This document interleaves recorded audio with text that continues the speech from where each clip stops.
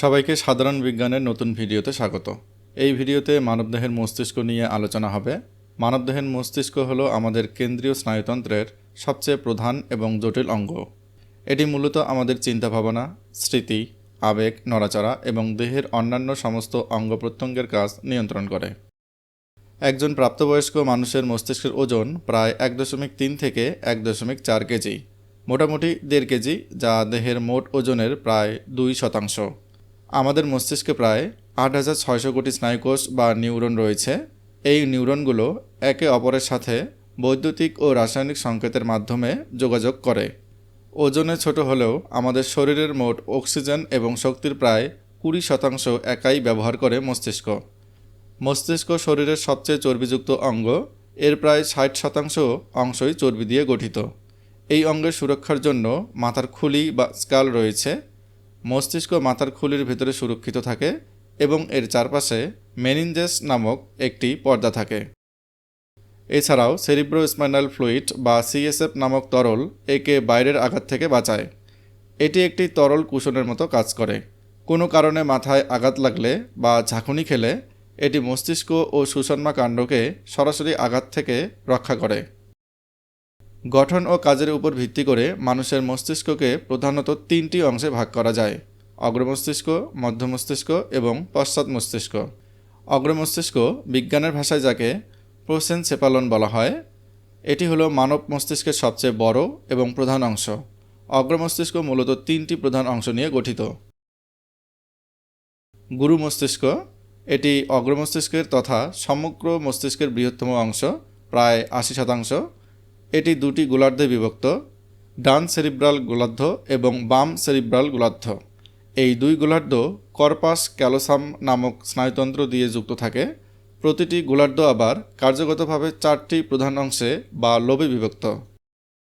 কপালের ঠিক পিছনে অবস্থিত ফ্রন্টাল লোব এর প্রধান কাজ হল উচ্চতর চিন্তাভাবনা, সিদ্ধান্ত গ্রহণ, পরিকল্পনা, ব্যক্তিত্ব, যুক্তি এবং ঐচ্ছিক পেশি চালনা করা।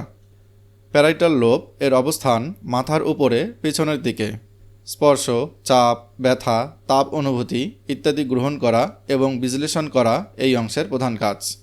মাথার একেবারে পিছন দিকে অবস্থিত অক্সিপিটাল লোব মূলত দৃষ্টিশক্তি নিয়ন্ত্রণ করে। চোখ দিয়ে যা দেখি তার ছবি এই অংশে বিশ্লেষিত হয়। টেম্পোরাল লোব মাথার 2 পাশে কানের কাছে অবস্থিত। এই অংশের কাজ হচ্ছে শ্রবণ শক্তি, অর্থাৎ কান দিয়ে যা শুনি তা বিশ্লেষণ করা, ভাষা বা কথা বুঝতে পারা এবং স্মৃতিশক্তি সংরক্ষণ করা। থ্যালামাস, এটি গুরু মস্তিষ্কের ঠিক নিচে অবস্থিত ধূসর পদার্থের তৈরি একটি ডিম্বাকার অংশ। চোখ, কান বা ত্বকের মতো সংবেদী অঙ্গ থেকে আসা সমস্ত উদ্দীপনা বা সিগন্যাল প্রথমে থ্যালামাসে আসে এবং থ্যালামাস সেগুলোকে মস্তিষ্কের সঠিক অংশে পাঠিয়ে দেয়। তাই একে মস্তিষ্কের রিলে স্টেশন বলা হয়।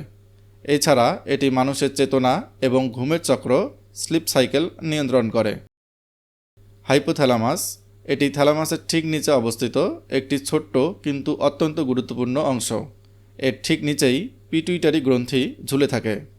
এর প্রধান কাজ শরীরের অভ্যন্তরীণ তাপমাত্রা নিয়ন্ত্রণ করা, ক্ষুধা, তৃষ্ণা, রাগ, ভয় এবং আবেগ নিয়ন্ত্রণ করা। এছাড়াও এটি পিটুইটারি গ্রন্থিকে উদ্দীপিত করে এবং শরীরের হরমোন ক্ষরণ নিয়ন্ত্রণ করে। মধ্য মস্তিষ্ক, বিজ্ঞানের ভাষায় যাকে মেসেনসেপালন বলা হয়, মানব মস্তিষ্কের একটি অত্যন্ত ছোট কিন্তু গুরুত্বপূর্ণ অংশ। এটি অগ্রমস্তিষ্ক এবং পশ্চাৎ মস্তিষ্কের ঠিক মাঝখানে সংযোগ সেতু হিসেবে কাজ করে। যদিও আকারে এটি বেশ ছোট, তবে এটি আমাদের শরীরে কিছু অতি প্রয়োজনীয় কাজ পরিচালনা করে। দৃষ্টিশক্তি, শ্রবণ শক্তি এবং চোখের নড়াচড়া সচল রাখতে এটি সাহায্য করে। হঠাৎ কোনো আলো বা শব্দ হলে আমরা যে স্বতঃস্ফূর্তভাবে সেই দিকে তাকাই বা মাথা ঘোরাই, তা এই মধ্য মস্তিষ্ক দ্বারা নিয়ন্ত্রিত হয়। আলোর তীব্রতা অনুযায়ী আমাদের চোখের মণি ছোট বড় হওয়া এবং চোখের লেন্সের ফোকাস ঠিক করার কাজটি এই অংশটি দেখভাল করে।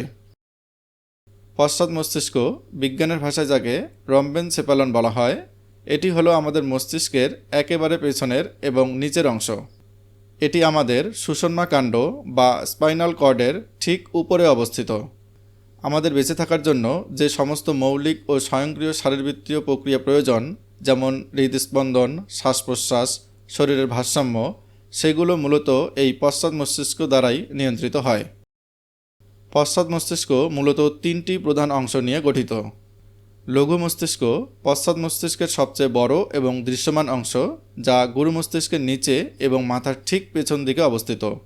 এর গঠনটিও গুরু মস্তিষ্কের মতো 2টি গোলার্ধে বিভক্ত এবং অসংখ্য খাতযুক্ত। আমরা যখন হাঁটি, দৌড়াই, সাইকেল চালাই বা সোজা হয়ে দাঁড়িয়ে থাকি, তখন লঘু মস্তিষ্কই আমাদের পড়ে যাওয়া থেকে রক্ষা করে, দেহের ভারসাম্য রক্ষা করে। এছাড়া এটি আমাদের পেশিগুলোর সূক্ষ্ম ও নিখুঁত নড়াচড়া নিয়ন্ত্রণ করে, যেমন কলম দিয়ে লেখা বা সূচে সুতো ভরানো ইত্যাদি। পন্স এটি লঘু মস্তিষ্কের সামনে এবং মধ্য মস্তিষ্কের ঠিক নিচে অবস্থিত একটি চওড়া ফোলা স্নায়ুতন্তুর ব্যান্ড। এটি মস্তিষ্কের বিভিন্ন অংশের মধ্যে সংযোগ সেতু হিসেবে কাজ করে। এটি মূলত আমাদের শ্বাস প্রশ্বাসের হার নিয়ন্ত্রণ করতে সাহায্য করে।